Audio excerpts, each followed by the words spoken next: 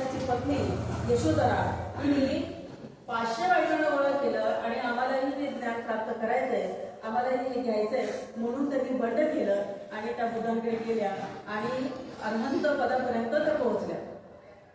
त्या काळात बुद्धांच्या नंतर अनेक 600 वर्ष जवळपास अनेक महिला भिक्खुणी झाल्या, त्यांनी अरहंत पद स्वीकारला आणि अरहंत पदापर्यंत गेल्या आणि अरहंत झाल्यानंतर सुद्धा अनेक भिक्खुणी संघामध्ये असताना सुद्धा त्यांनी अनेक वर्ष हा संघ टिकवून ठेवला. बुद्धांचे कार्य, बुद्धांचं तत्वज्ञान हे टिकवून ठेवलं. त्यानंतर आपण महिलांचं बघतो तर जिजामाता आहेत. जिजामातांनी सुद्धा जर त्या शूरवीर नसत्या आणि त्यांनी जर ते विचारधारेने आल्या नसत्या तर त्यांनी शिवाजी महाराज घडवले नसते किंवा शिवाजी महाराज घडले नसते.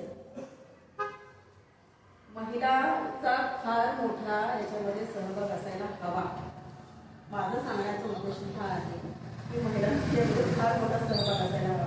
महिला ह्या जेव्हा कुटुंब व्यवस्था तयार करणाऱ्या असतात, कुटुंबाची एवढी मोठी जबाबदारी असतात, त्या कुटुंबाची व्यवस्था सांभाळत असतानाच त्यांच्यावर एवढी मोठी जबाबदारी असते की त्या समाज घडवण्यासाठी सुद्धा त्या कार्यरत असतात.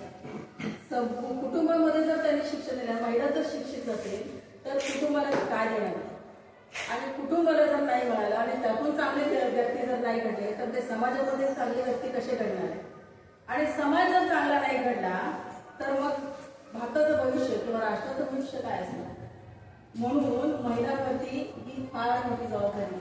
आज बघते महिलांची संख्या फार कमी, आपली फार 3च आहे. अशा कार्यांमध्ये अशा विचारधारा घेण्यासाठी महिलांनी फार मोठ्या प्रमाणात यायला पाहिजे आणि पुरुषांनी याच्यामध्ये मोठा सहभाग घेतला पाहिजे.